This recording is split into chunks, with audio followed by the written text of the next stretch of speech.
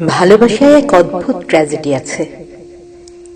এই যে তোমাকে আমি ভালোবাসি, পুরো পৃথিবী জানলেও শুধু তুমিই জানো না। না না, তুমি ভেবো না আমি পুরো পৃথিবীকে তোমার নাম বলে বেরিয়েছি। অতটুকু জ্ঞান, সভ্যতা আমার জানা আছে। আমি শুধু বলেছি, আমি যেই মানুষটাকে ভালোবাসি, তাকে ভালোবাসার পর এই পৃথিবীর কোনো কিছু আর আমাকে আকর্ষণ করে না। মানুষ শুনে অবাক হয়, বিস্মিত হয়, আমাকে জিজ্ঞেস করে সেই মানুষটা কোথায়, আমরা কি তাকে কখনো দেখতে পাবো?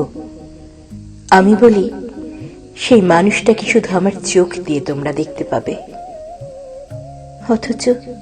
অথচ এই তীব্র ভালোবাসার কথাটাই আমি তোমাকে কখনো বলতে পারিনি। যতবার বলতে চাই ততবার মনে হয় তুমি আমাকে হেসে বলবে, এটা মোহ, ভালোবাসা নয়। অথচ আমি কি নিদারুণ ভাবেই না জানি, তোমার মুখের একটা কথা শোনার জন্য কিংবা তোমার একটু হাসির জন্য আমি কি অধীর আগ্রহী না অপেক্ষা করি। তুমি কখনো অ্যান্টার্কটিকার হিমশীতল প্রান্তরের পেঙ্গুইনের গল্প শুনেছ?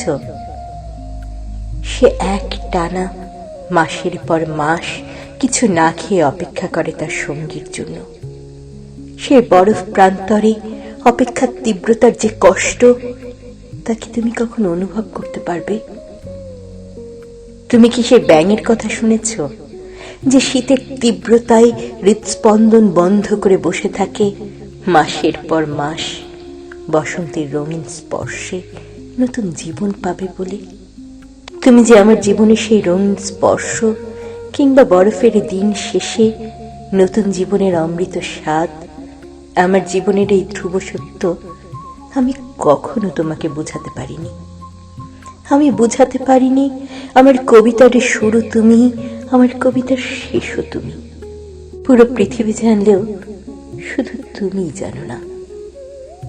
তোমার ভালোবাসার এক বুক উষ্ণতার জন্য আমি আমার একটা জীবনকে উৎসর্গ করেছি।